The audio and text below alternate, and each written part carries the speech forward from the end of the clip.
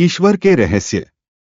नियम जलवायु परिवर्तन, इसके द्वारा उत्पन्न सभी आपदाओं, बाढ़, सूखा, आग आदि ने हमें अपने ग्रह के नाजुक संतुलन के प्रति जागरूक किया है। प्रकृति के संतुलन को बिगाड़ने वाला कोई भी कारक मृत्यु और विनाश लाता है। ऐसे नियम हैं जो यह निर्धारित करते हैं कि दुनिया कैसे जीवित रह सकती है। उन नियमों को तोड़ने का अर्थ है प्रकृति और जीवन को बाधित करना। ईश्वर ने मनुष्यों को अपनी सृष्टि का संरक्षक नियुक्त किया था और हम अपनी इस कुप्रबंधनपूर्ण कार्यशैली के कारण एक ऐसे बिंदु पर पहुंच गए हैं जहां हमें अपनी गलतियों का सामना करना पड़ता है। जलवायु परिवर्तन की तरह कई अन्य मानवीय त्रुटियां भी हैं जो जीवन और कल्याण की संभावनाओं को कमजोर करती हैं। जीवन को संरक्षित करने वाले नियमों को न पहचान पाना हमें अपूरणीय रूप से मृत्यु की ओर ले जाता है। ब्रह्मांड अर्थात पृथ्वी स्वयं भौतिक, रासायनिक और जैविक नियमों द्वारा संतुलित है जो जीवन को बनाए रखते हैं और सुनिश्चित करते हैं।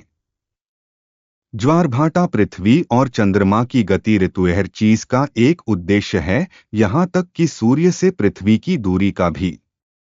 जब अब्राहम ने परमेश्वर पर विश्वास किया और अपने परिवार और अपनी भूमि को उस परमेश्वर की आज्ञाओं का पालन करने के लिए छोड़ दिया जिसने उससे बात की थी, तो उसने परमेश्वर के सबसे रोमांचक साहसिक कार्य की शुरुआत की, मनुष्य बनने की तैयारी। इसकी तैयारी आसान नहीं थी।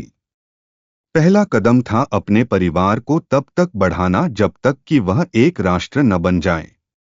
ध्यान दें कि अगर याकूब के परिवार को मिस्र नहीं जाना पड़ता तो शायद उनकी संख्या इतनी न बढ़ती।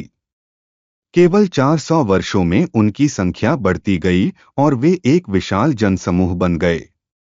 परमेश्वर उन्हें मिस्र ले गए जहां प्रचुर मात्रा में भोजन था, नील नदी थी ताकि उन्हें पानी की कमी न हो, और जहां उन्हें जमीन और काम दिया जाता था वहां उनका स्वागत होता था और वहां कोई युद्ध नहीं होते थे। जब उनके जाने का समय आया तो वे केवल भागकर ही ऐसा कर सकते थे क्योंकि मिस्रियों के लिए वे सस्ते मजदूर थे जिन्हें वे छोड़ना नहीं चाहते थे। वे इतिहास की सबसे दुर्जय सेनाओं में से एक से कैसे बच सकते थे? केवल परमेश्वर की सहायता से ही अब्राहम के वंशज अपने पूर्वजों के परमेश्वर को जान पाते, उनके चमत्कारों और उनकी शक्ति को देख पाते। वे बिना कोई तिथि तय किए या किसी भी तरह से लड़े बच निकले। मुख्य विशेषताओं में से एक यह है कि ईश्वर चरवाहों के उस समूह में रुचि रखते थे जो मूल रूप से खानाबदोश थे और बाद में स्थायी कारीगर बन गए, लेकिन न केवल समूह में बल्कि प्रत्येक व्यक्ति में भी। ईश्वर प्रत्येक व्यक्ति की जरूरतों, भय, विचारों और पापों को जानते थे। वह मूसा और उसके परिवार को जानते थे। वह प्रत्येक को नाम से जानते थे, लेकिन वे ईश्वर को नहीं जानते थे। ईश्वर जानते थे कि जीवित रहने के लिए लोगों को प्रकृति की तरह ही नियमों की आवश्यकता होती है। ये ऐसे नियम हैं जो जीवन और सहअस्तित्व को बनाए रखते हैं, सभी के अधिकारों को, न कि केवल शक्तिशाली लोगों के। ये नियम अन्याय की निंदा करते थे और ईश्वर के प्रति सम्मान सभी लोगों के सम्मान को सुनिश्चित करने की कुंजी था। ईश्वर द्वारा मूसा को कानून की पटियाएं दिए जाने से पहले किसी भी व्यक्ति के बीच ऐसी कोई आचार संहिता मौजूद नहीं थी। हम्मुराबी की संहिता, जिसमें न्याय की कुछ धारणा शामिल है, हिंसा, क्रोध और प्रतिशोध से भरी है। मूसा के 10 वचनों के 2 संस्करण हैं, निर्गमन 20 में 1, और परमेश्वर ने ये सब वचन कहे, मैं तुम्हारा परमेश्वर यहोवा हूँ जो तुम्हें मिस्र देश से, दासत्व के घर से निकाल लाया। मेरे सिवा तुम्हारे कोई अन्य देवता न हो।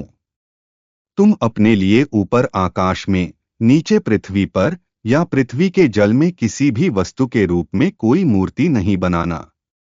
तुम उन्हें दंडवत नहीं करना और न ही उनकी सेवा करना, क्योंकि मैं तुम्हारा परमेश्वर यहोवा ईर्ष्यालु ईश्वर हूँ जो मुझसे बैर रखने वालों के बच्चों, यहाँ तक कि तीसरी और चौथी पीढ़ी को भी पितरों का दंड देता हूँ, परंतु जो मुझसे प्रेम करते और मेरी आज्ञाओं को मानते हैं उन हजारों पर करुणा करता हूँ। तू अपने परमेश्वर यहोवा का नाम व्यर्थ न लेना, क्योंकि जो यहोवा का नाम व्यर्थ लेता है वह उसे निर्दोष न ठहराएगा। विश्राम दिन को पवित्र मानने के लिए स्मरण रखना। 6 दिन तक तू परिश्रम करेगा और अपना सारा कामकाज करेगा, परंतु 7वां दिन तेरे परमेश्वर यहोवा का विश्राम दिन है। उस दिन न तो तू, न तेरा पुत्र, न तेरी पुत्री, न तेरा दास दासी, न तेरे पशु, न तेरे फाटकों के भीतर रहने वाला कोई परदेशी कोई कामकाज करे, क्योंकि 6 दिन में यहोवा ने आकाश, पृथ्वी, समुद्र और जो कुछ उनमें है सबको बनाया और 7वें दिन विश्राम किया। इसलिए यहोवा ने विश्राम दिन को आशीष दी और उसे पवित्र ठहराया। अपने पिता और अपनी माता का आदर करना, कि जो देश तेरा परमेश्वर यहोवा तुझे देता है उसमें तू दीर्घायु हो। तू हत्या न करना, तू व्यभिचार न करना, तू चोरी न करना, तू अपने पड़ोसी के विरुद्ध झूठी गवाही न देना, तू अपने पड़ोसी के घर का लालच न करना, तू अपने पड़ोसी की पत्नी, उसके दास दासी, बैल, गधे या किसी भी वस्तु का लालच न करना जो उसके पास हो। और यीशु के पहाड़ी उपदेश का संस्करण हमें सबसे महत्वपूर्ण बात बताता है, उसकी पूरी अभिव्यक्ति में व्यवस्था दिखावे की बात नहीं है या दूसरों का न्याय करने की आवश्यकता नहीं है। यह एक प्रतिबद्धता है जिसे विचारों, आत्माओं, इरादों और निश्चित रूप से कार्यों से पूरा किया जाना चाहिए। यीशु ने स्पष्ट किया, मत्ती 5:21-26, तुम सुन चुके हो कि बहुत पहले कहा गया था, हत्या न करना, और जो कोई हत्या करेगा वह न्याय के अधीन होगा। परंतु मैं तुमसे कहता हूँ कि जो कोई अपने भाई पर क्रोध करेगा वह न्याय के अधीन होगा। और जो कोई अपने भाई से कहेगा, अरे मूर्ख, वह महासभा के अधीन होगा। और जो कोई उससे कहेगा, अरे मूर्ख, वह नरक की आग के अधीन होगा। इसलिए यदि तुम अपनी भेंट वेदी पर ला रहे हो और वहां तुम्हें याद आए कि तुम्हारे भाई के मन में तुम्हारे प्रति कुछ विरोध है, तो अपनी भेंट वहीं वेदी के सामने छोड़ दो और जाओ। पहले अपने भाई से मिलमिलाप कर लो और फिर आकर अपनी भेंट चढ़ाओ। अपने विरोधी के साथ रास्ते में ही उससे जल्दी से समझौता कर लो, कहीं ऐसा न हो कि विरोधी तुम्हें न्यायाधीश के हवाले कर दे और न्यायाधीश तुम्हें सिपाही के हवाले कर दे और तुम जेल में डाल दिए जाओ। मैं तुमसे सच कहता हूँ, जब तक तुम आखिरी पैसा न चुका दोगे तब तक तुम किसी भी तरह छूट नहीं पाओगे। मत्ती 5:27-28। तुम सुन चुके हो कि कहा गया था, व्यभिचार न करना, लेकिन मैं तुमसे कहता हूँ कि जो कोई किसी स्त्री को वासना की दृष्टि से देखता है वह अपने मन में उसके साथ व्यभिचार कर चुका है। मत्ती 5:33। फिर तुम सुन चुके हो कि बहुत पहले कहा गया था, झूठी शपथ न खाना, परंतु प्रभु के सामने अपनी शपथ पूरी करना। परंतु मैं तुमसे कहता हूँ, कसम मत खाओ, न तो स्वर्ग की, क्योंकि वह परमेश्वर का सिंहासन है, न पृथ्वी की, क्योंकि वह उसकी चरणपीठ है, न यरूशलेम की, क्योंकि वह महाराजाधिराज का नगर है। नहीं अपने सिर की कसम खाना, क्योंकि तुम एक बाल भी सफेद या काला नहीं कर सकते। परंतु तुम्हारा वचन हाँ हाँ, नहीं नहीं हो, क्योंकि इससे अधिक जो कुछ भी है वह बुराई से उत्पन्न होता है। मत्ती 5:38-45। तुम सुन चुके हो कि कहा गया था, आंख के बदले आंख और दांत के बदले दांत, परंतु मैं तुमसे कहता हूँ, बुरे व्यक्ति का विरोध मत करो। परंतु जो कोई तुम्हारे दाहिने गाल पर थप्पड़ मारे उसकी ओर दूसरा भी फेर दो। और जो कोई तुम पर मुकदमा करके तुम्हारा कुर्ता छीनना चाहे वह तुम्हारा लबादा भी ले ले। और जो कोई तुम्हें 1 मील तक ले जाने को विवश करे उसके साथ 2 मील तक चले जाओ। जो तुमसे मांगे उसे दो, और जो तुमसे उधार लेना चाहे उसे मुंह न मोड़ो। तुम सुन चुके हो कि कहा गया था, अपने पड़ोसी से प्रेम करो और अपने शत्रु से घृणा, परंतु मैं तुमसे कहता हूँ, अपने शत्रुओं से प्रेम करो, जो तुम्हें शाप दें, उन्हें आशीर्वाद दो, जो तुमसे बैर रखते हैं उनका भला करो और जो तुम्हारा अपमान करते और तुम्हें सताते हैं उनके लिए प्रार्थना करो, ताकि तुम अपने स्वर्गीय पिता की संतान ठहरो, क्योंकि वह भले और बुरे दोनों पर अपना सूर्य उदय करता है और धर्मी और अधर्मी दोनों पर मेंह बरसाता है। मैं पूरा पर्वत उपदेश पढ़ने की सलाह देता हूं, क्योंकि इसमें और भी बहुत कुछ शामिल है। यीशु ने पूरी व्यवस्था को 2 आज्ञाओं में संक्षेपित किया, मत्ती 22:35-40। और उनमें से एक जो व्यवस्थापक था ने उसे परखने के लिए उससे पूछा, गुरु, व्यवस्था में सबसे बड़ी आज्ञा कौन सी है? यीशु ने उससे कहा, तू अपने परमेश्वर यहोवा से अपने सारे मन, अपने सारे प्राण और अपनी सारी बुद्धि के साथ प्रेम रख। यही मुख्य और बड़ी आज्ञा है। और दूसरी भी उसी के समान है, तू अपने पड़ोसी से अपने समान प्रेम रख। इन 2 आज्ञाओं पर ही सारी व्यवस्था और भविष्यद्वक्ता आधारित हैं।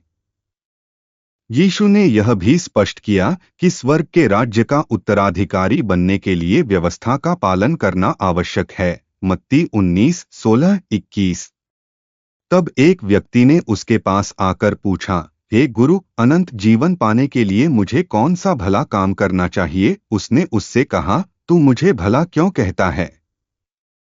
कोई भला नहीं, केवल एक, अर्थात परमेश्वर।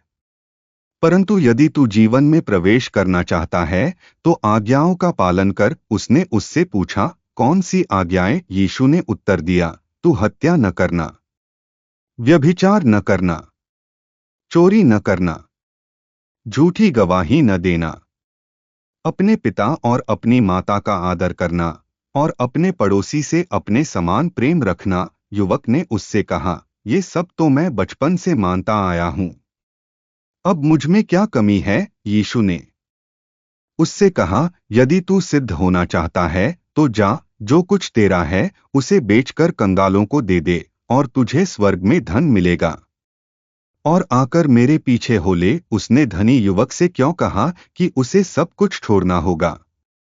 क्योंकि परमेश्वर के नियम की पहली आज्ञा है, मरकुस 12:30। और तू अपने परमेश्वर यहोवा से अपने सारे मन और अपने सारे प्राण और अपनी सारी बुद्धि और अपनी सारी शक्ति के साथ प्रेम रखना, यही सबसे बड़ी आज्ञा है। उसने पहले भी उस युवक से कहा था, तू मुझे अच्छा क्यों कहता है? कोई भी अच्छा नहीं है सिवाय एक के, ईश्वर। ईसा मसीह ईश्वर द्वारा मनुष्य बनाए गए हैं, और जो कोई भी ईश्वर से प्रेम करने का दावा करता है उसे संसार के किसी भी अन्य हित से पहले ईश्वर ईसा मसीह का अनुसरण करना चाहिए। इस प्रकार उनके लिए अन्य सभी आज्ञाओं का पालन करना आसान हो जाएगा। 17वीं शताब्दी में ईश्वर के नियम के लिए सबसे बड़ा खतरा उत्पन्न हुआ। फ्रांसीसियों ने ईश्वर के अधिकार के विरुद्ध विद्रोह किया, राजतंत्र और चर्च की शक्ति को ईश्वर और उनकी आज्ञाओं के बराबर बताया। हालांकि ज्ञानोदय और फ्रांसीसी क्रांति द्वारा नए के रूप में प्रस्तुत किए गए कई विचार पहले से ही यहूदी ईसाई परंपरा में रोपे गए थे। हालांकि क्रांतिकारियों ने धर्म से अलग होने की कोशिश की, लेकिन वे उस नैतिक मिट्टी से बच नहीं सके जिसे बाइबल ने सदियों से उपजाऊ बनाया था। आइए इनमें से कुछ समानताओं का पता लगाएं। मानव गरिमा। फ्रांसीसी क्रांति घोषणा की गई कि सभी मनुष्य स्वतंत्र और समान अधिकारों में पैदा होते हैं। मानव और नागरिक के अधिकारों की घोषणा 1789। बाइबल सिखाती है कि प्रत्येक मनुष्य ईश्वर की छवि और समानता में बनाया गया था। उत्पत्ति 1:27, जो एक अंतर्निहित और सार्वभौमिक गरिमा का संकेत देता है। समानता का विचार 1789 में नहीं, बल्कि उत्पत्ति के मूल में जन्मा था। सभी के लिए न्याय। फ्रांसीसी क्रांति सार्वभौमिक कानूनों की वकालत की गई, जो वर्ग विशेषाधिकारों के बिना सभी पर लागू होते हैं। बाइबल दोहराती है कि परमेश्वर पक्षपात नहीं करता। रोमियो 2:11 और न्याय निष्पक्ष होना चाहिए। लेव्य व्यवस्था 19:15। निष्पक्ष न्याय की धारणा मूसा की व्यवस्था में पहले से ही मौजूद थी। बंधुत्व। फ्रांसीसी क्रांति बंधुत्व इसके 3 स्तंभों में से एक था। बाइबल यीशु ने अपने पड़ोसी से अपने समान प्रेम करना सिखाया, मत्ती 22:39, और सभी को भाई मानना सिखाया, मत्ती 23:8। ईसाई बंधुत्व गणतंत्रात्मक बंधुत्व से पहले आता है। अंतःकरण की स्वतंत्रता फ्रांसीसी क्रांति, हालांकि अपने सबसे क्रांतिकारी चरणों में असहिष्णुता थी, फिर भी धार्मिक स्वतंत्रता और विचार की स्वतंत्रता का विचार दृढ़ता से उभरा। बाइबल परमेश्वर का आह्वान स्वतंत्र है, यह बाध्य नहीं करता बल्कि आमंत्रित करता है। मैंने तुम्हारे सामने जीवन और मृत्यु रखी है। जीवन को चुन लो। व्यवस्था विवरण 30:19।